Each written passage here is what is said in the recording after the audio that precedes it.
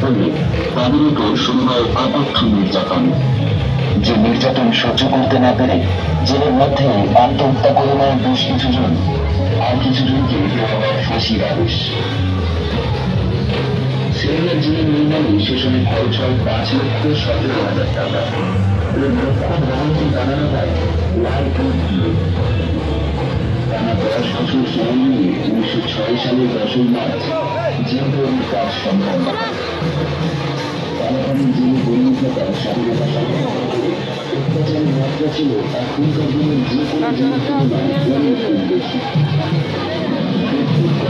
প্রতিদিন প্রায় 10 কেজিরও বেশি নারকেল আর সরষে পেশাই করতে হতো।